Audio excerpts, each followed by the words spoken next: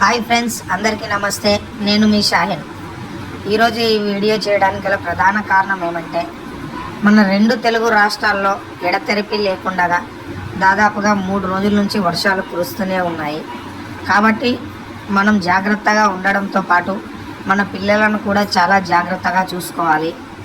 మరీ ముఖ్యంగా వర్షాకాలంలో ఇల్లంతా చిత్తడిగా ఉండడం వల్ల, బయటంతా కూడా బురదతో ఉండడం వల్ల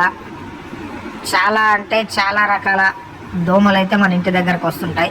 ఈ దోమలు పిల్లల్ని కుట్టడం ద్వారా వారికి అనేక రకాల ఆరోగ్య సమస్యలు తలెత్తే అవకాశం ఉంది. కాబట్టి మనం ఆరోగ్యం దెబ్బతిన్న తర్వాత ఏం చేసినా ప్రయోజనం ఉండదు. కాబట్టి మనం ముందుగానే జాగ్రత్తలు తీసుకోవాలి.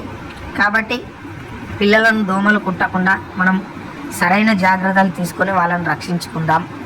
అదేవిధంగా ఈ వర్షాకాలంలో కరెంట్ షాక్ తగిలే అవకాశాలు ఎక్కువగా ఉంటాయి. కాబట్టి కరెంటు వస్తువులకు పిల్లలను దూరంగా ఉంచండి. మట్టి మిద్దెలు ఉన్న వాళ్ళు కూడా ఇళ్లల్లో ఉండకండి. పోలీసు వారు మనకు ఎల్లవేళలా సహాయం చేయడానికి సిద్ధంగా ఉన్నారు. కాబట్టి అవసరమైతే వారి సహాయం కూడా తీసుకుందాం. రెండు తెలుగు రాష్ట్రాల్లోని ముఖ్యమంత్రులు కూడా ఈ వర్షాల ప్రభావం కారణంగా ఎమర్జెన్సీ ఏమన్నా ఉంటే అధికారులకు సమాచారం అందించమంటున్నారు. కాబట్టి మనసులో ఎటువంటి అపోహలు, సందేహాలు లేకుండా మనమైతే ప్రభుత్వం వారు చెప్పినటువంటి గైడ్లైన్స్ను పాటిద్దాం. మనం ఆరోగ్యంగా ఉందాం. కరెంటు విషయాల జోలికి అసలు పోయి ప్రాణాల మీదకి తెచ్చుకోకండి. ఈ వర్షాకాలంలో తగినటువంటి జాగ్రత్తలు పాటించండి. అనవసరంగా బయటికి వెళ్ళొద్దని నేను మిమ్మల్ని కోరుతున్నాను.